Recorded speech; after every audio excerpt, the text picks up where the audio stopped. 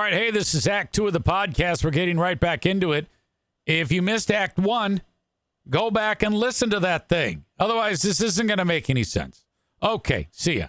Bob says the game, Bitch Cup, we called that King's Cup. One time, someone put a goldfish in it. Oh, my God, it's fucking animal abuse. I can't get behind that. You sick idiots. All right. Well, anyway, Marjorie Taylor Greene, Elon Musk, they want to wipe out PBS and NPR. I'm like, go for it. This all needs to be added to the $5,000, the $5,000 check, which I don't think is a thing, but people floated the idea of a $5,000 check. And now everybody's kind of running with it. That's what I actually want to happen. Trump says he is not joking about a third term.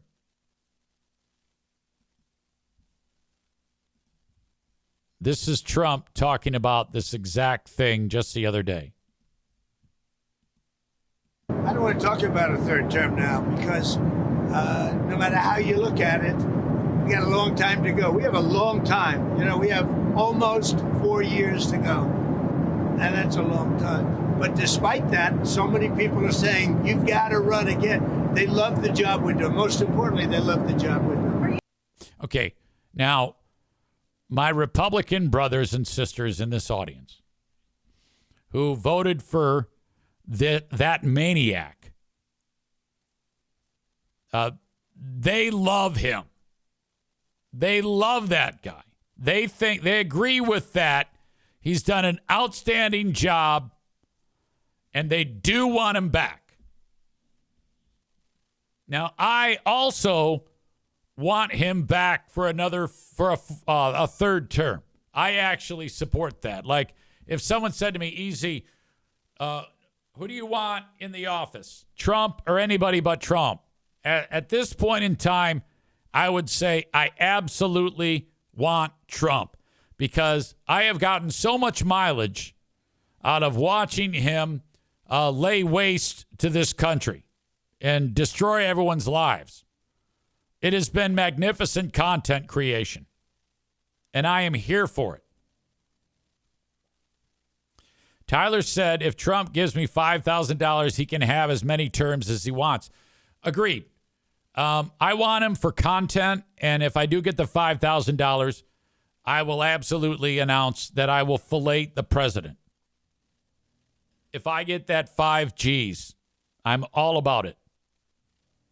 I am not above being bought.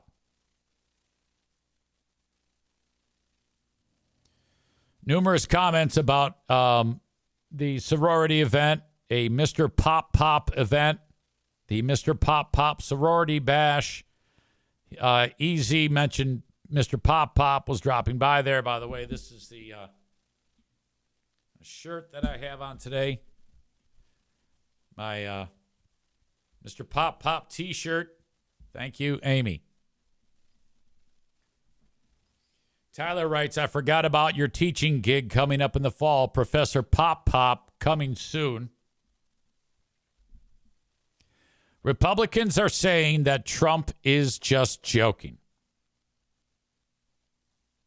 They're brushing off the comments about him seeking a third term, downplaying them as a joke designed to needle the media, even as the president insists he is serious.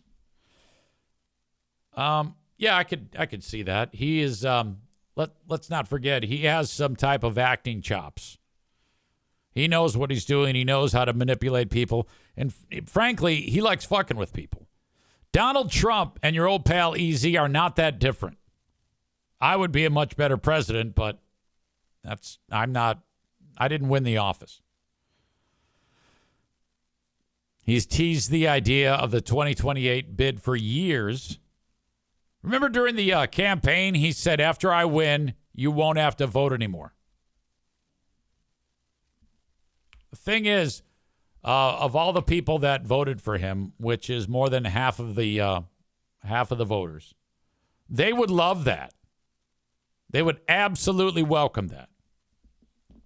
I'm kind of interested when this next term is done who is going to be picked to actually run if it isn't Trump? Would it be J.D. Vance? Would it be one of his kids? If it were to be one of his kids, I would want it to be the autistic giant, Barron. I want to see Barron in the office. Can you imagine I don't think you can, though, because I think you have to be a certain age to run for president. I don't think you can be in your 20s. I think you have to be at least in your late 30s to run, which is kind of bullshit.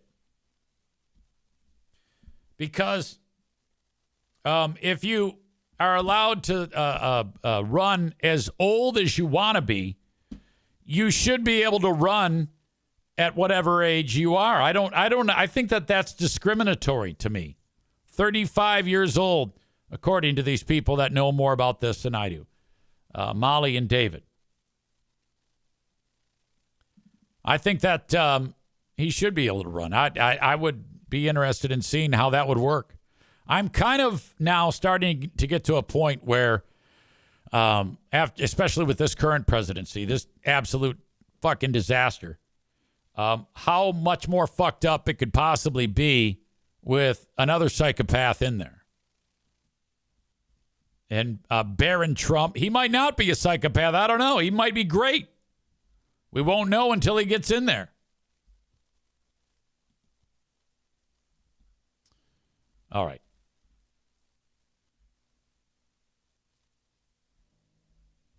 There is a story.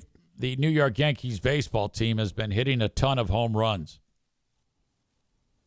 And now other teams are taking note, and they're making the necessary change so that they can hit home runs.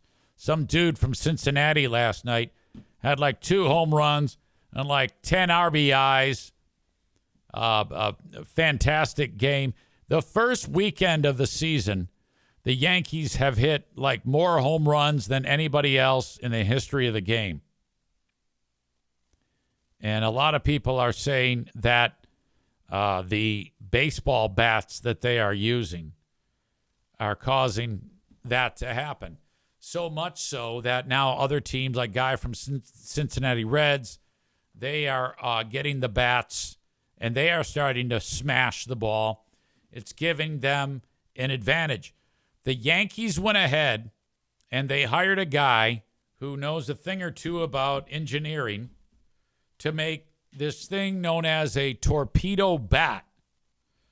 And this MIT engineer says that this bat, if you hit a baseball with this bat, what was a deep fly ball is now a home run. What was a mid-distance fly ball is now off the wall. It's gives you more of a competitive advantage than all of the steroids that Barry Bonds put into his body. Which, by the way, I just saw an interview of him at age 60 saying that he could still hit a 100-mile-an-hour fastball. Of course he's going to say that. So you're like, what's different about these bats? First of all, it's completely legal. Major League Baseball says that the bats have to be smooth, round, and then they cannot have a diameter or length of more than 2.61 inches or 42 inches.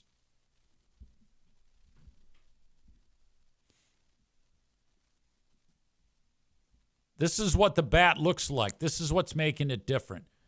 If you notice on this pic that it's wider in the center of the barrel than it is at the end of the barrel. I guess that's what does it. It resembles a torpedo.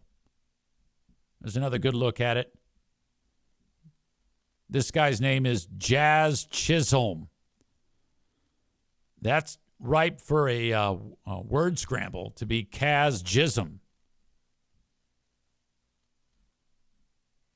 So all these bastards have these new bats, and shitty players are hitting the ball miles. Leave it to the Yankees to find this information out. That is fantastic. Yeah, they actually have. This all came about because of this. An MIT wizard on this sort of thing found this information out, and the Yankees are taking advantage of it, and other teams are taking note. Yes Network announcer Michael Kay pointed out that the bats pointed it out to viewers during Saturday's 20-9 Yankees win over the Brewers, during which the Yankees practically barreled every ball possible. Since then, the torpedo bats have been the talk of the town. Detroit Tigers manager A.J. Hinch said, "It will get plenty of attention now. The internet has a beautiful way of bringing things to be a big deal." Yeah, of course he's going to say that. He's the guy who got busted for cheating. That's the fucker who was stealing the signs and banging on the goddamn garbage can when he was a manager of the Astros.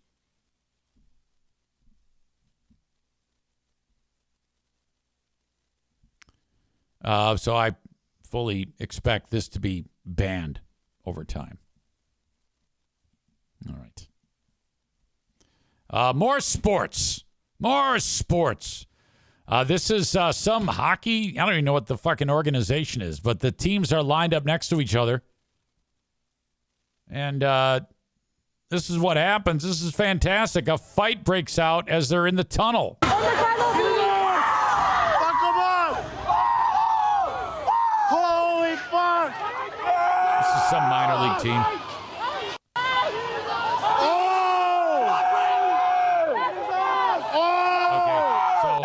You notice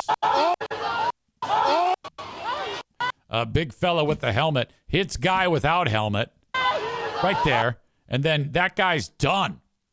He doesn't want anything to do with 93. He doesn't get any closer. So then this guy says, "I'm going to step in." He beats his ass too. Fuck him up! Get him, boys! Get him, boys! Get him! Get him!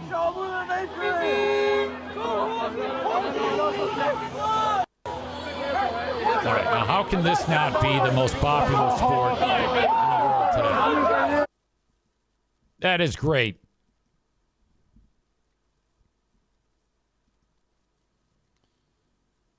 Somebody show this to the Pistons Timberwolves. That is a brawl. Truly is. My God. Let's see. Just a heads up, I'm getting the impression that this might be a short show, because I don't have a ton of stories left. I have like one. And you're going to love it because it's fantastic, and I can't believe that more people aren't doing it. But before we go another second, thank you, of course, to the sponsors. Tag Accounting and Tax Services, tagcpa.net. If you need somebody to do your taxes, have Troy Ginzer do it. 616-301-9516. 616-301-9516. You have 14 days until the tax deadline. What are you waiting for? 616-301-9516. When you reach out, mention my name, as you should with every one of my sponsors, and they will help you get started so that you can get your taxes done quickly, because you've been putting it off. You're like, oh, my God, I'm going to do it. I can do it on my own. I swear I can. No, you can't. Just have Troy do it. Pay him the one fee. Money shows up in your bank account, and you're done. TagCPA.net. And this is the sponsor that you can utilize the services from anywhere in the U.S. So call 616-301-9516. That's 616-301-9516. Molly says, you keep ending early. Ugh. Piano Fingerbanger says, I'm sensing a trend. Well, I don't know, man. I mean, I can only talk so much about these stories that I have on hand. I mean, I don't want to sit here and just BS without actually anything to talk about, that's the kiss of death. And that just becomes boring content. I prepare the show as best I can, and if there isn't a lot to talk about, I'm not going to sit here and fabricate stories with a magic wand. Again, it's the perfect opportunity. If you see something interesting, pass it along to me, eric@ericzaneshow.com. I don't read all of them. I don't go to all of them. I use them if there is something that is worth talking about on them. But send it along, and I'll be the judge. I'm not done yet. I mean, the show isn't over. Kuiper says, tell a story about pooping your pants. David says, at least EZ isn't talking about how to load a dishwasher. Jeremy says, I'd rather have a short show than a bunch of time wasting like our pals Free Beer and Hot Wings. Bob says, taking notes from Kumia. Started a 2-hour show. Gonna regularly be an hour and a half. Well, I would venture to guess that the reason why is because of the same thing. Donut Dan says, tell us a story or how your dad is doing. Tell us an old story. I'm going to need more parameters to focus my brain on something. Chris says, do you think you'd make it this long in podcasting as you are on the 1,500th episode? I don't know. I never really gave it much thought. If you have questions, by all means, you can ask them here. That might be able to get us to the point where you feel satisfied and less ripped off. I don't want you to feel ripped off, so you can leave it in the chat. How does that sound? Before I get to that, though, and I'll go back to those, if you actually do have a question, you have time, so think about it. It'll come to you. Thank you to Frank Fuss from My Policy Shop Insurance. You can find him online at buyinsurancehere.com. He'll help you every step of the way when it comes to getting health care through healthcare.gov. That's buyinsurancehere.com for more information. He can also help you with getting insurance through Medicare or getting your Social Security benefits. How about a life insurance policy? I know that isn't something that everybody thinks about all the time, but still, it's very, very important. We've got a fantastic life insurance policy, and you should too. We got ours from Frank at buyinsurancehere.com.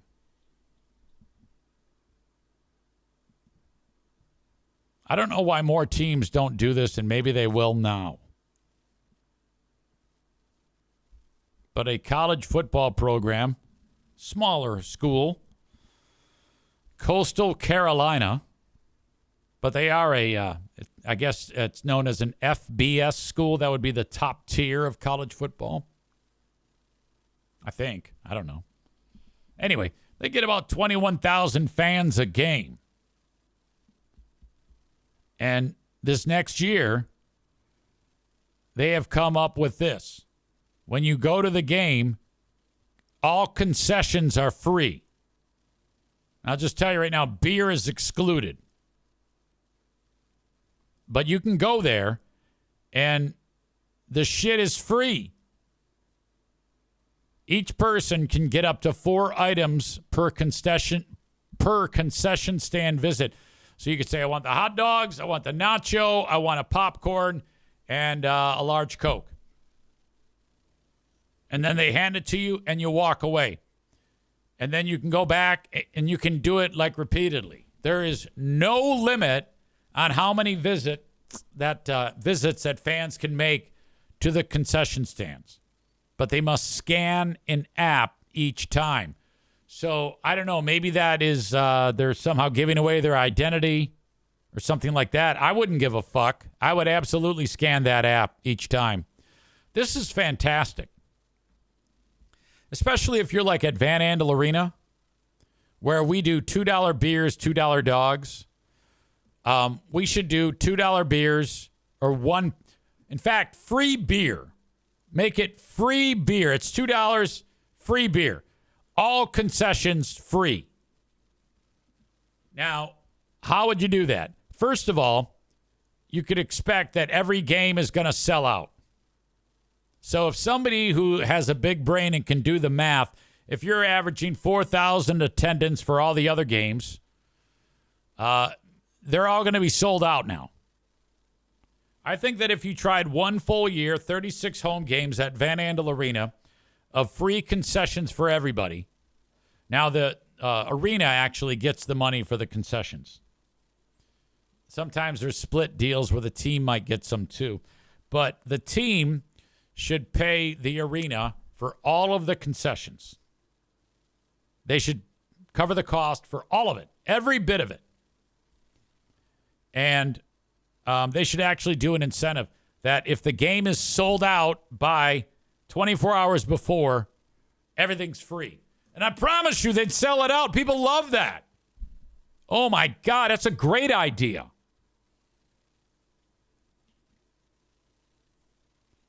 I'm curious what they think.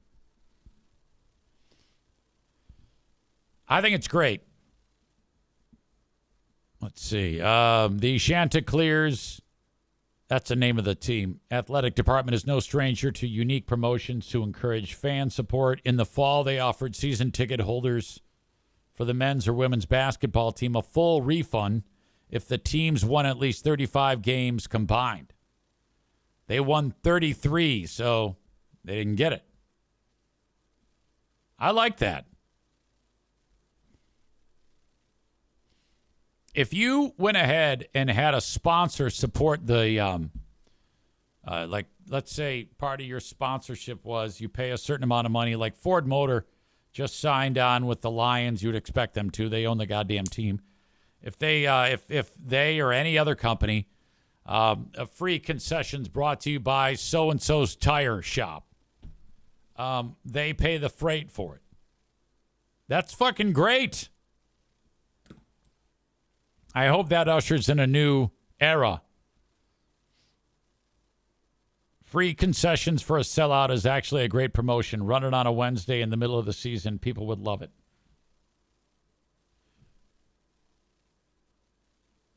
Jeremy says, free food versus selling my data to the 5 millionth company. That's a trade I'll take. Give me 20 free hot dogs, please. Donut Dan says, great idea. They'll have 4 people total working in the entire stadium concessions. Not if they're smart. They should have that place packed. No waiting. Sell the place out. And then also, what you can do is announce that if it's a sellout, Jeremy says, easy, you have to say verbal trademark. Verbal trademark. Grand Rapids Griffins free concessions night. Get a sponsor to pay for that, and then raise the ticket price. But don't announce that part. Each ticket goes up $3 a ticket. So basically, you're having your cake and eating it too. You're getting a huge promotion. You're making a ton more money on tickets because they're more expensive. And you got a packed house. It's sold out on a Wednesday night, you dumb fucks. Let's do this. Free concessions. You know what? I want the Gold to do that. It's a great idea. All right. This is the time of the show when I answer any and all questions that you ask me. No matter what it is, I will answer it because I have nothing more to talk about, and I'm not just going to sit here and babble on like some kind of asshole. Now, these questions may, in fact, jog something in my brain. That is possible with the ADHD. It won't happen if someone says, tell me a story. But what you send me might actually jog something. Tyler says, easy. I sent you a story last week. Let me see what it was. Big fella. Oh, I see what it is. Yes. You know what? I'm glad you reminded me because I was going to tell this story. This might even get us home. I was going to tell this story and then use it to tell a similar story. So thank you for the reminder.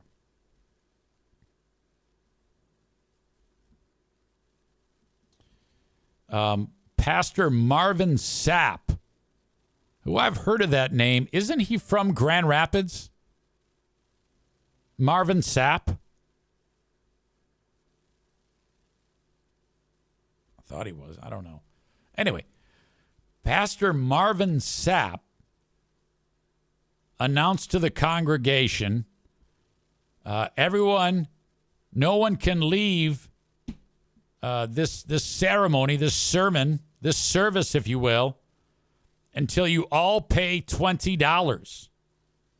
Until we get $40,000 total. He is a gospel singer and a bishop. And he's under fire for his unorthodox way of asking church members for donations because he's on video telling ushers to close the doors until a huge goal is met.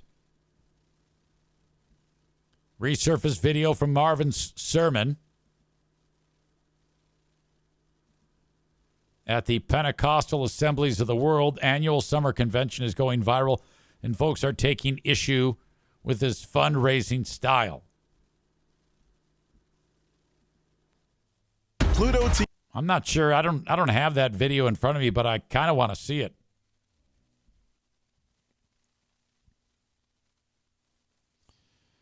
Marvin Sapp says cash is king, but electronic payments work too.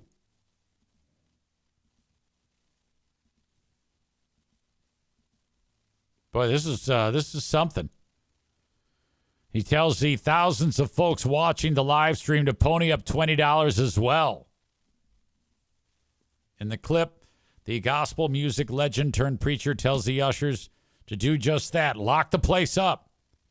He says it's an easy way to raise $40,000 for the church, and he says all the pastors on stage need to cough up $100. Marvin takes out his bankroll and puts his money where his mouth is, but then some folks say he puts his foot in his mouth by telling people in the building to physically come up to the stage and show him their donations. All right, this is Pastor Marvin right here. Now, he hasn't missed a meal. I think this is one of those types of pastors who drives like a really expensive car.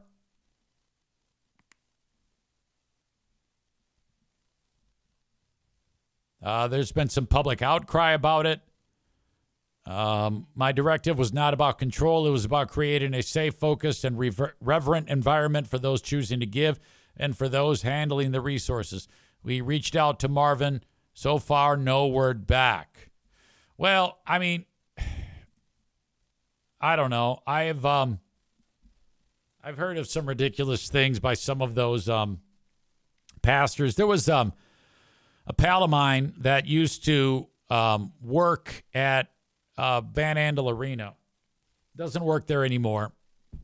And she was there when Pastor Benny Hinn was there. This guy's on TV, claiming miracles, money rolling in.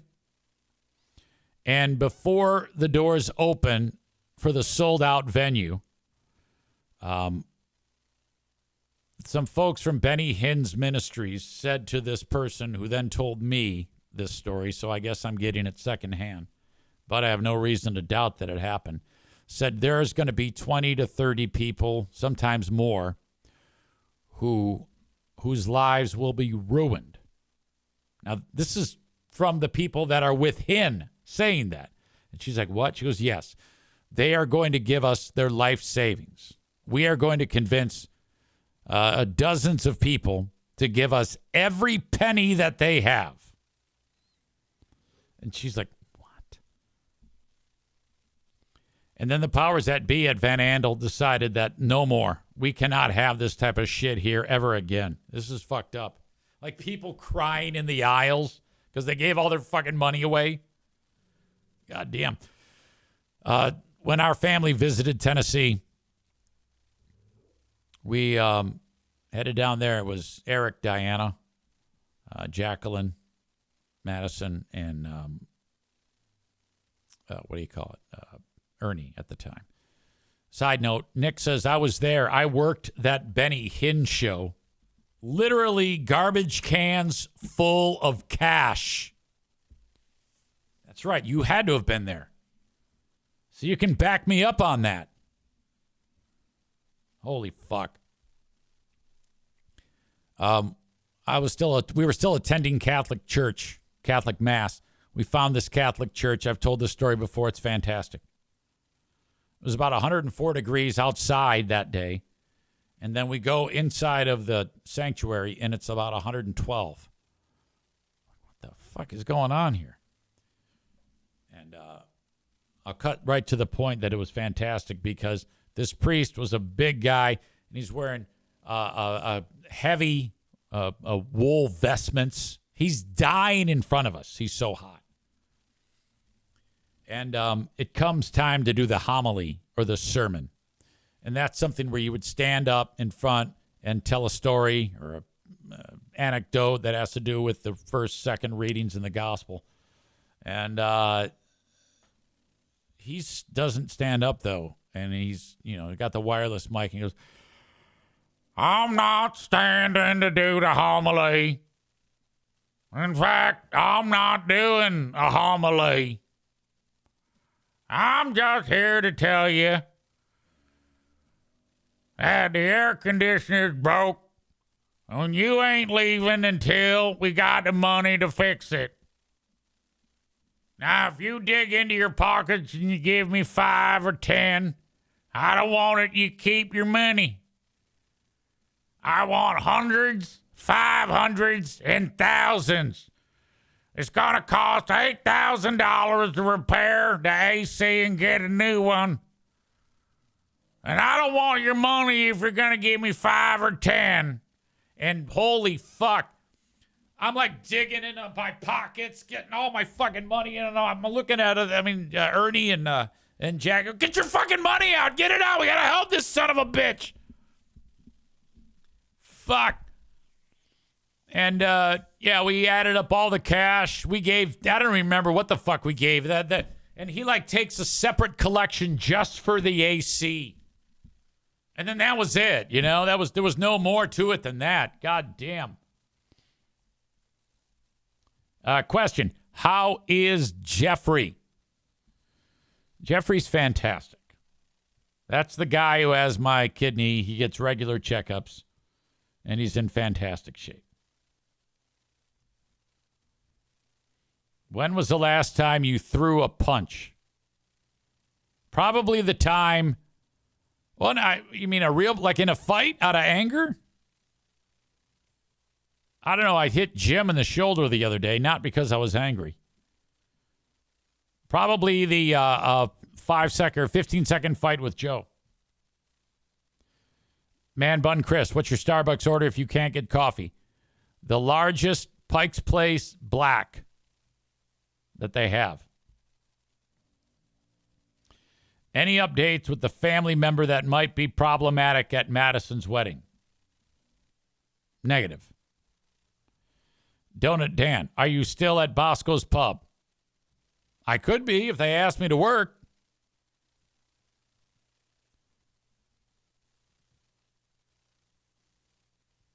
Chris says you are correct. SAP is from GR. David says another bad look for religion. Go figure. Tyler says the TMZ article I sent you had video of all of this. Did it? I don't see it. I'll show you what I see.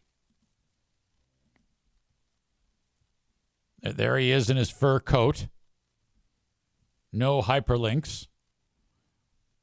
The downfall of Diddy, an ad. This is the crew from TMZ discussing it. This is another picture of SAP. Yeah, I don't see it on there. They might have updated the story or something like that. I don't know. There's anything wrong with what he did. Time to give this if I close the doors? I want $20. Ushers, close the doors. Close the doors.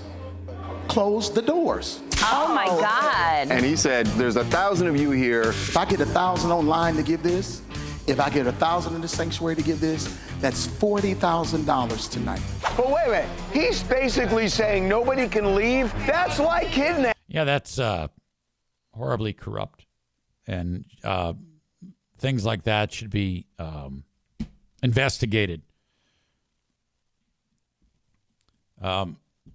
You look at organized religion in general.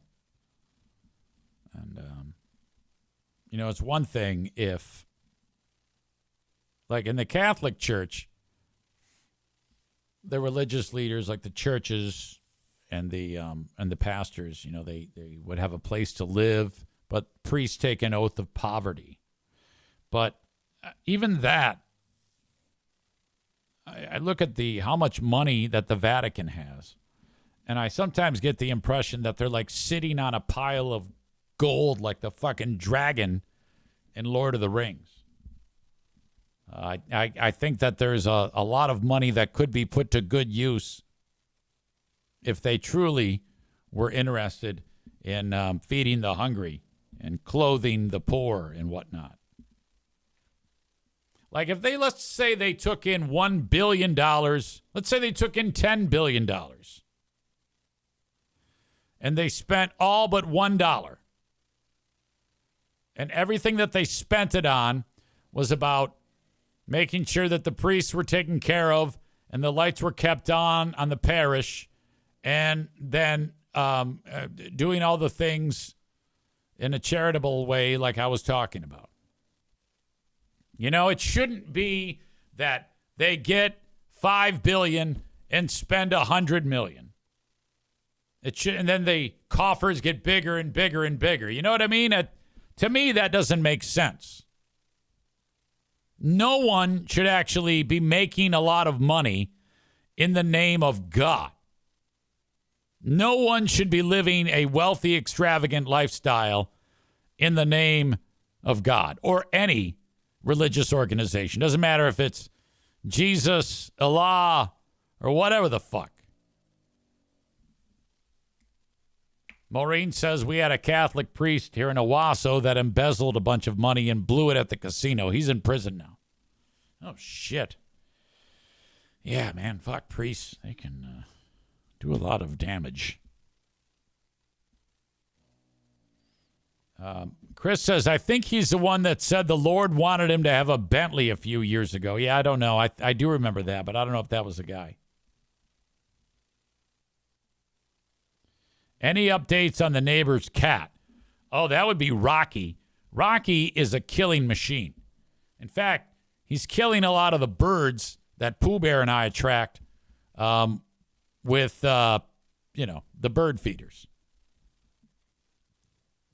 Nick says Benny Hinn pulled up to the arena in a Rolls-Royce limousine. Oh, my God. So ugly.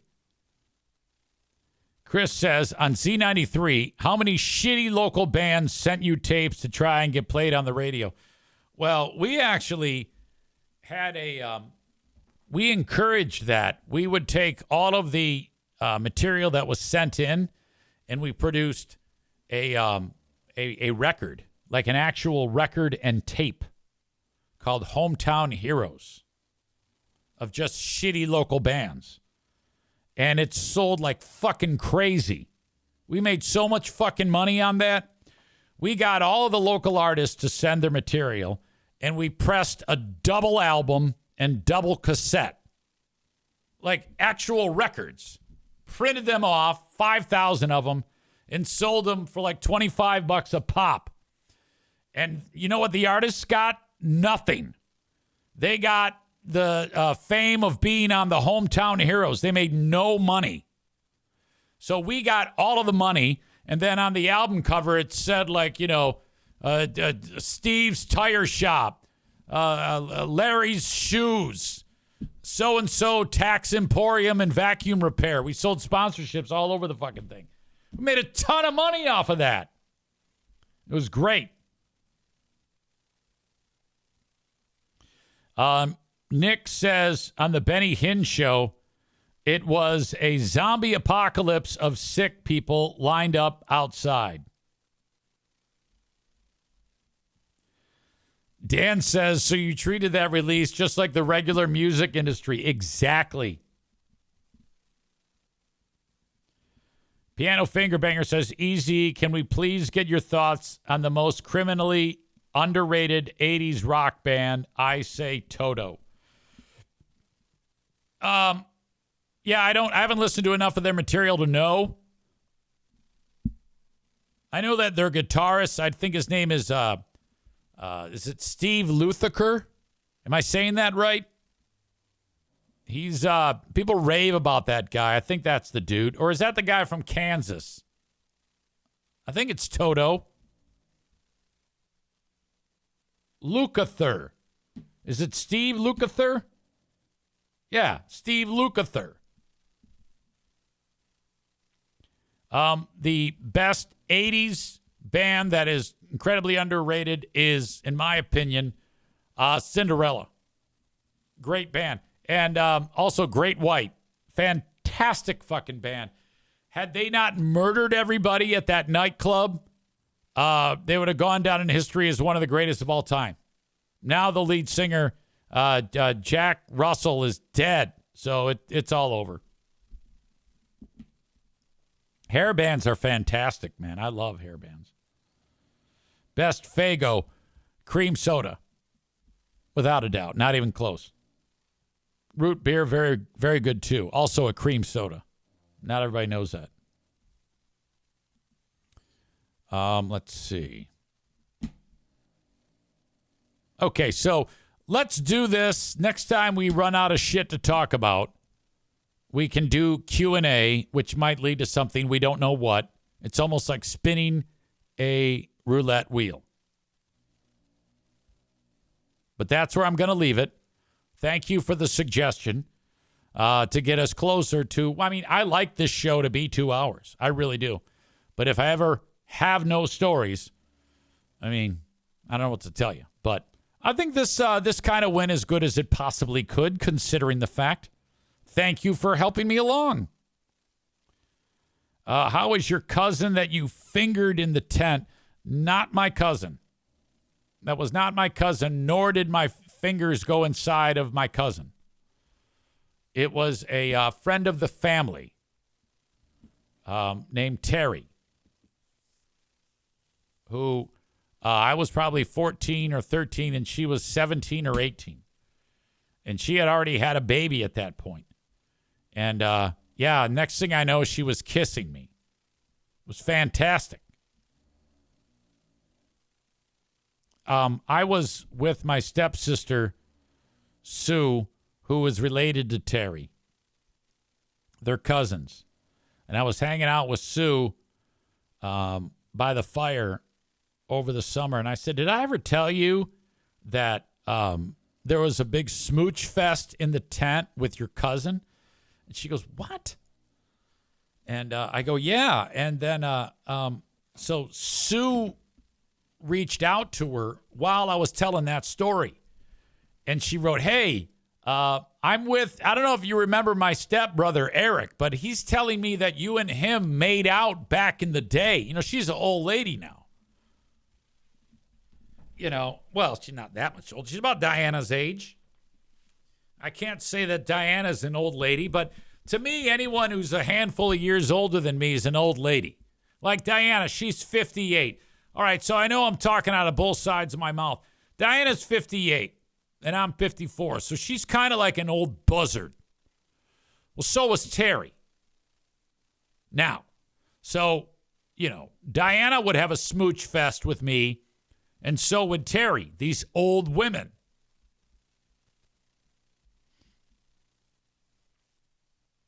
Maureen says, thanks, Eric. Yeah, Maureen's like 72. She's fucking old as shit. But I know that Maureen's ovaries still pop because she, because of the fire that's down below for Sheriff Narcissist or whatever the fuck his name is. There you go. There's that term again. Except he really is.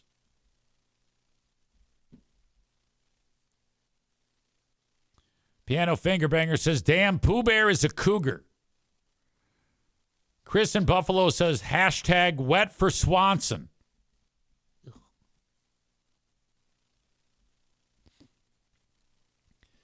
Jeremy says, let's see if my clip worked. Might as well. Okay, let's see here. Dashboard. Content. Clips.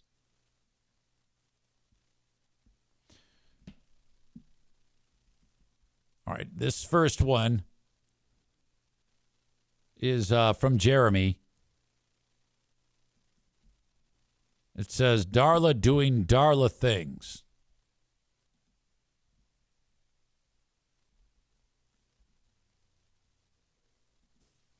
Doing what she does. Scratching that couch. Just lay down, darling. Darling, no! No! Ah, shit, she just peed. Hang on. Shit. Fucking shit. Of course she peed.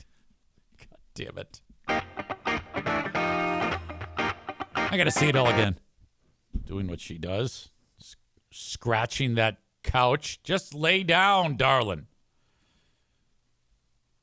Darling, no! No! Ah, shit, she just peed. Hang on. Stu would have picked the dog up and thrown her out the window. This one says, Easy explains what he was trying to do from on his knees. Like from my knees. In order to get the clap in. I was trying to get the clap. You idiot. Zane talks ref night. I haven't seen this one. Oh, Big Shem is the one who posted this. He's part of the Facebook group, the ref appreciation thing. Very cool. I don't think I say even posted my video. That's fun. Thank you. I think he just wanted to highlight it. He obviously knows a thing or two about it. Easy as a new sponsor on board. Jeremy posted this one. I don't remember this. If you're meth curious, we've got experts there too. They can tell you how to get started with your meth adventure today. Hey, make the trip over to Meth Distributors Incorporated and get your allotment of meth today. Mention EZ. Save 10% off any meth product. These things are You're so meth stupid. curious? We've got experts there too. Out of context. Just ridiculous. Jeremy, thank you for making these. I appreciate that. All right. Tyler says, I'm just realizing the irony of me having EZ talk about the pastor holding his parishioners hostage until they raise $40,000, while we ourselves are holding EZ hostage until he hits 2 hours. LOL. It's fine. I enjoy this. Are you kidding me? If I can get this show do like what we've been doing, it isn't like it has been boring. You've had fantastic comments, fantastic questions, and you've helped me cover the tracks. I appreciate you. But I am going to end it with the asshole of the day. I don't know who we can put down as the asshole of the day because, as usual, I very rarely am able to remember what the fuck we even talked about in this show. So if you have any suggestions on the chat, I would appreciate your help. Talked about a radio station tower falling to the ground. Talked about Trump and Musk wanting to end PBS and NPR. Trump, lawmakers are saying that he's just kidding around about another term. The New York Yankees bats. 2 hockey teams getting a fist fight before they even take the ice. Coastal Carolina free concessions. And Marvin Sapp. I think that's what I'm going to do because I don't believe that this guy is doing anything more than just taking people's money and spending it. That will be your asshole of the day. There you go. And that's going to do it. Folks, as always, I appreciate you. Thank you so much for being part of the Eric Zane Show podcast. We will do it again. We got a Patreon coming up where I'll have to reload and figure out what the fuck I'm doing there. And we will have a Patreon bonus podcast a little bit later on. Thank you so much for being here, folks. Talk to you next time, and bye-bye.